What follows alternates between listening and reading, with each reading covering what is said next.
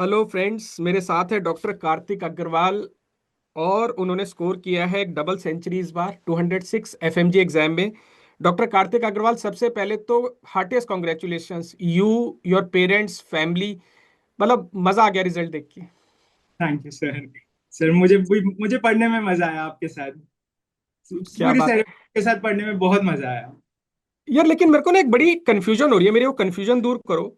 बच्चे examination hall से बाहर आते हैं, कहते हैं पेपर सर मॉडरेटली डिफिकल्ट था, हमने मान लिया। अभी ये तीसरा इंटरव्यू है लाइन में, जिसमें डॉक्टर देवांश के 222 स्कोर है, डॉक्टर आरिफा का 208 है, और डॉक्टर कार्तिक अग्रवाल आपका 206 है। या 200 से ऊपर ही मुझे लग रहा है 50 स्टूडेंट्स तो सेरिबेलम के हैं। तो ऐसा क्या करा आप लोगों ने कि 200 बड़े इजीली क्रॉस हो रहे हैं? मिशन 200 के तो ब्रांड एम्बेसडर बन गए आप सब लोग। सर मेरे हिसाब से पेपर देखा जाए तो डिफिकल्ट नहीं था, लेंदी था। मेरे हम्म। क्वेश्चंस सॉल्व होने में मतलब मैं जितने भी पार्ट कर रहा था उसमें हम्म। हार्डली 5 मिनट बच रहा था जो मैंने क्वेश्चन छोड़े मैं लास्ट में रेफर करूं वो चीज के लिए। और कुछ मिस्टेक्स ऐसी है जो मेरे को लग रहा था कि मैं प्रेशर की वजह से ज्यादा करके आया हूँ, जो मैं नहीं करना चाहता था वो थी। ओके। अरे और वाह। बाकी मिशन 200 प्लस में मेरे को ये चीज समझ में आई कि कौन सी चीज है, किस चीज पे ज्यादा से ज्यादा फोकस करना है, और वही मोस्टली वही चीजें आप पूछी है वो लोगों ने क्वेश्चंस में। वाह, क्या बात है। पेपर वन, बच्चे कह रहे थे कि रिलेटिवली काफी इजी था, तो क्या पेपर वन के बाद कॉन्फिडेंस हो गया कि अब पास तो हो ही जाऊंगा? नहीं, पेपर वन मतलब रिलेटिवली इजी तो था, बट आई आई थिंक मेरा पेपर टू ज्यादा अच्छा था। मेरे को क्लिनिकल में ज्यादा मजा आता है और आई थिंक मैं वहां ज्यादा अच्छा हूँ। तो मतलब पेपर करने के बाद जब रिकॉल किया तो कन्विंस थे कि हो तो जाएगा? हाँ, वो कन्विंस था। क्या बात है। तो जब पीडीएफ में रिजल्ट देखा, दोबारा देखने की जरूरत पड़ी या विश्वास हो गया कि हाँ 206 ठीक ही होगा? नहीं, वो मतलब ऐसे एक बार तो खुशी थी। मेरा सिचुएशन ऐसा था, मैं मेरे भाई के साथ घूम रहा था और जस्ट मंदिर के आगे खड़ा था और मेरे फ्रेंड का कॉल आया और मैंने रिजल्ट देखा। तो हम्म। उस वजह और फिर जैसे ही देखा मैं सीधा अंदर मंदिर के अंदर भागा और मैंने भगवान से प्रे किया, बस मैंने जो मेहनत की है मुझे मिल गया वो चीज।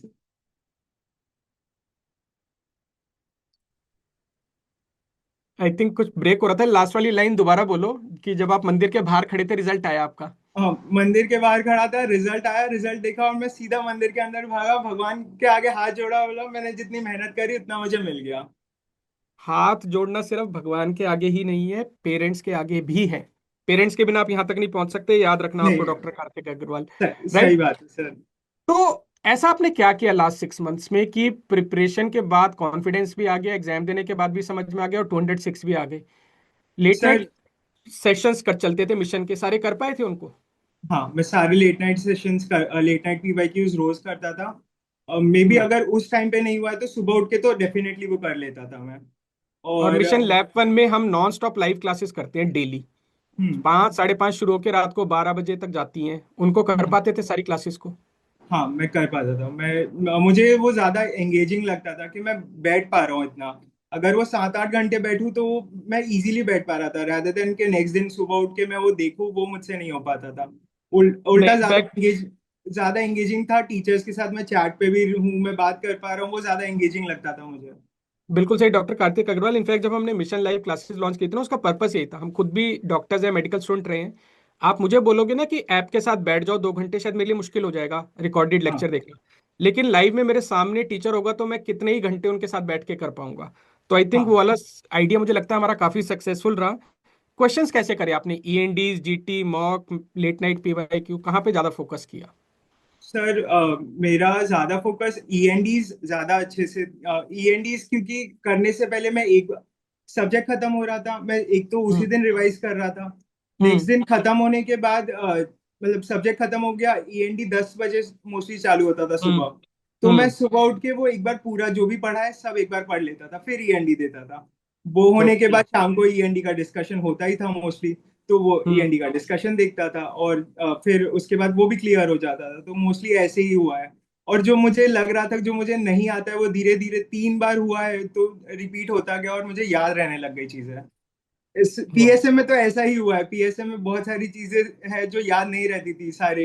हम्म। ये ईएसआईसी, इसके एक्ट और ये मेरे को नहीं याद रहते थे, तो मैंने लिख के रखे, वो करा, वैक्सीन याद करी, तो ऐसे चीजें याद होती रही धीरे धीरे। वाह क्या बात है।